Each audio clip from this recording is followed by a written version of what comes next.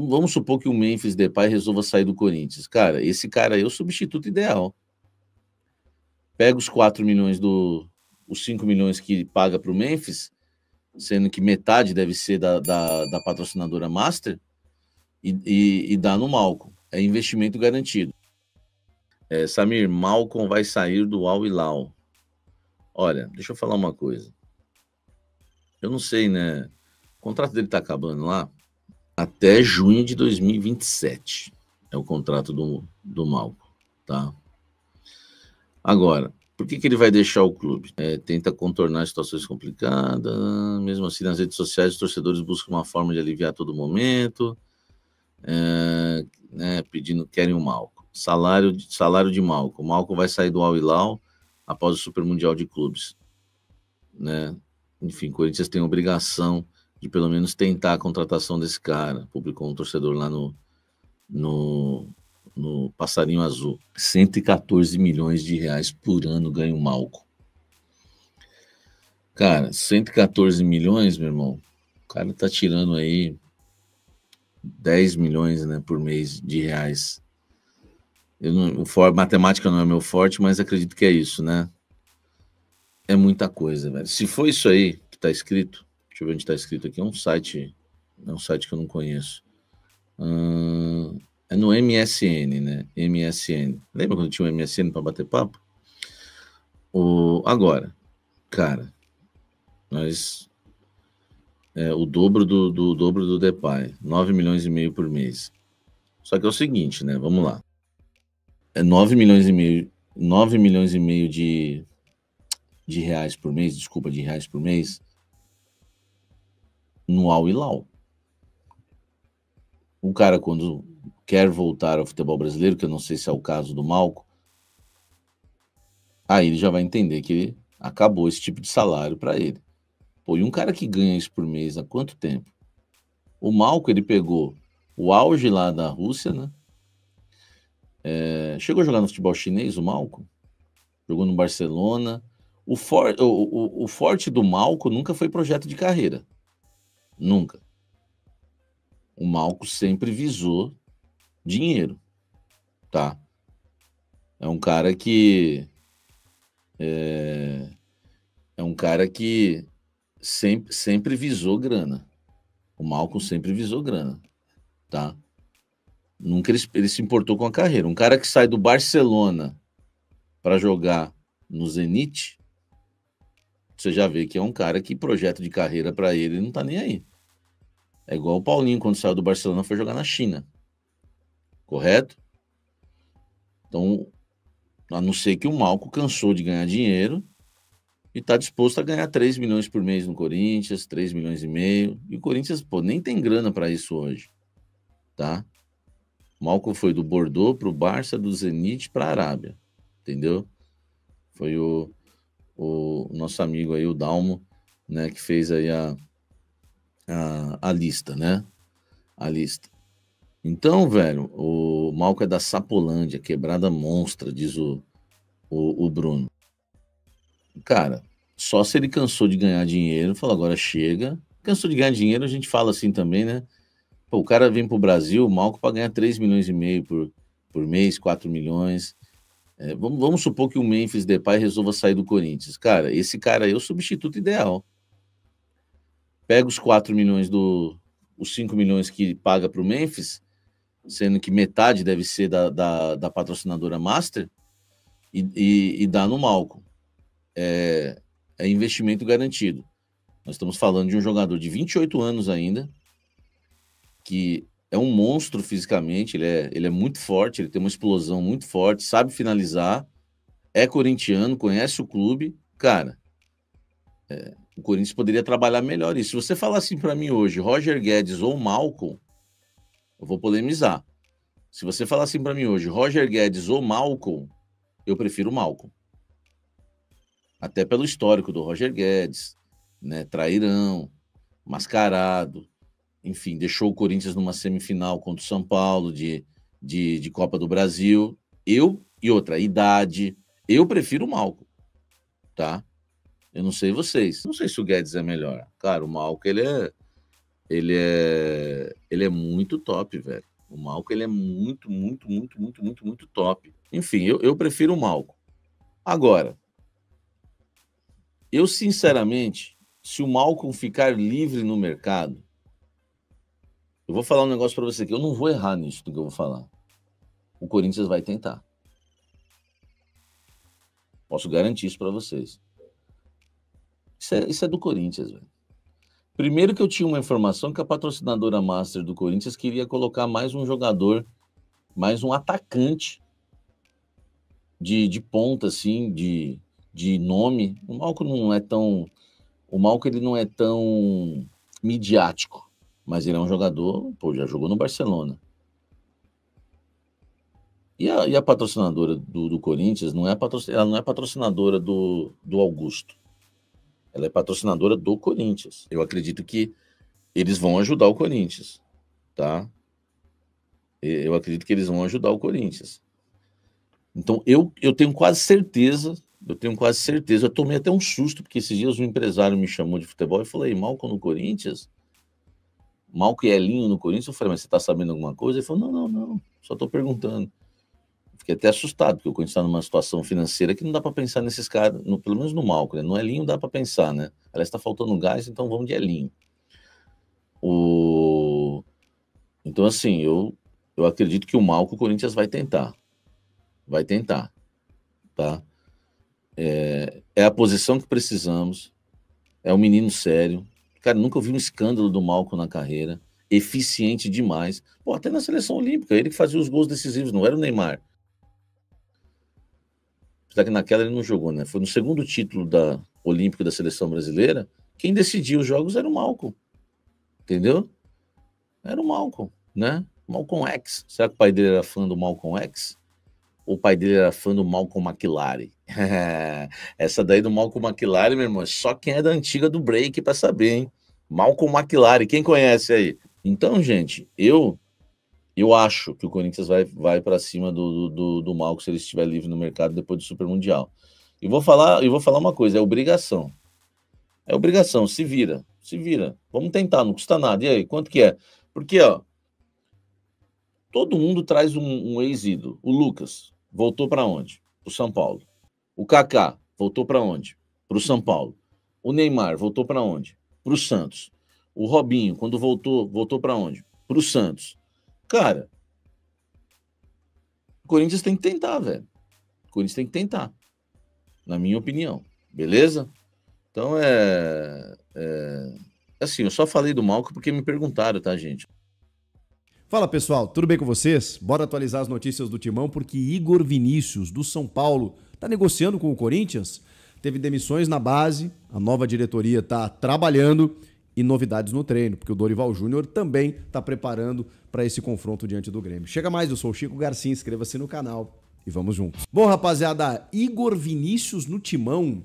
Ele perdeu um pouco de espaço lá no São Paulo, né? Teve uma lesão, ficou um tempo afastado, mas hoje o Zubeldia utiliza, além do Cédric Soares, né? Que era um jogador que, enfim, ficou treinando ali e tudo mais, daqui a pouco foi ficando e permaneceu e hoje é titular.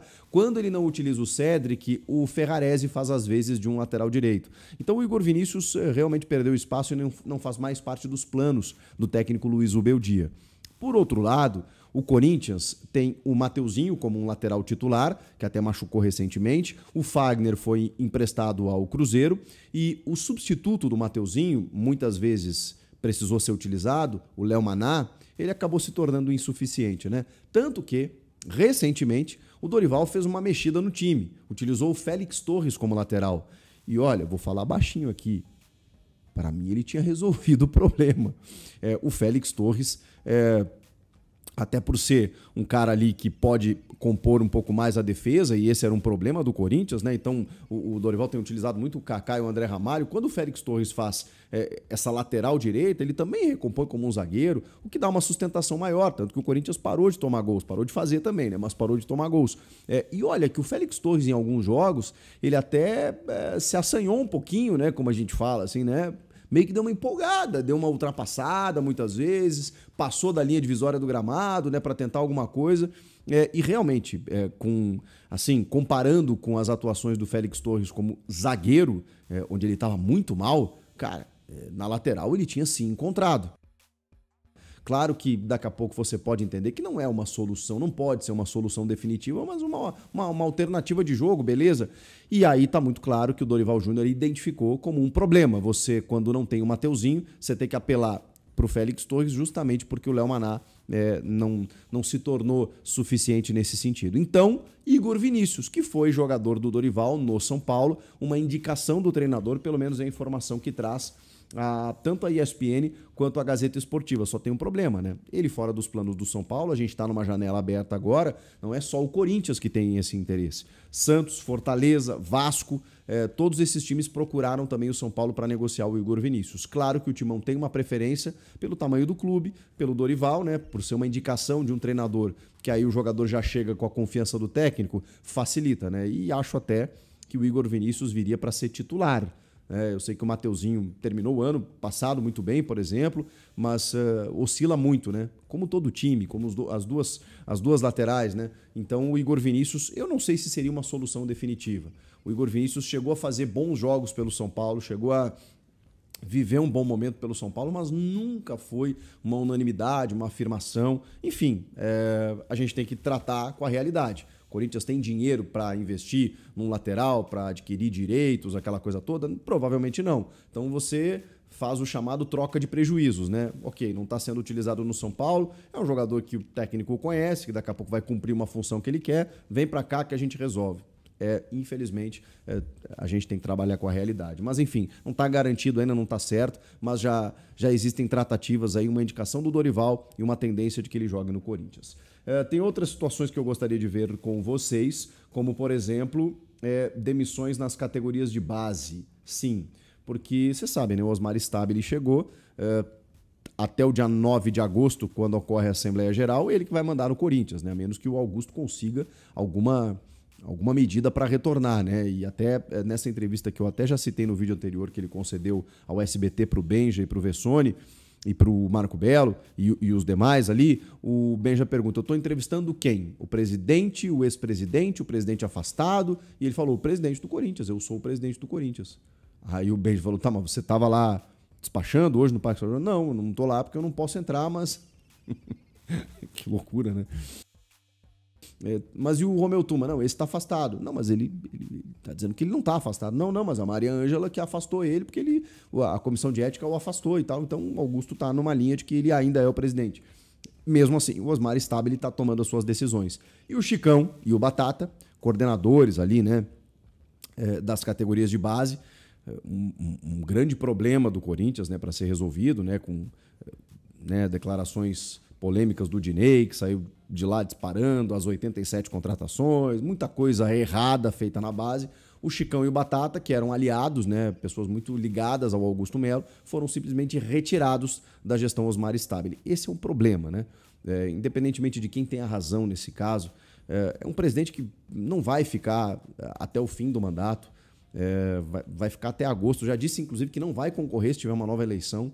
Só que aí ele faz mudanças drásticas no Corinthians, né? Eu repito, não estou nem aqui julgando, porque eu não sei. Daqui a pouco ele teve os motivos para fazer essa troca.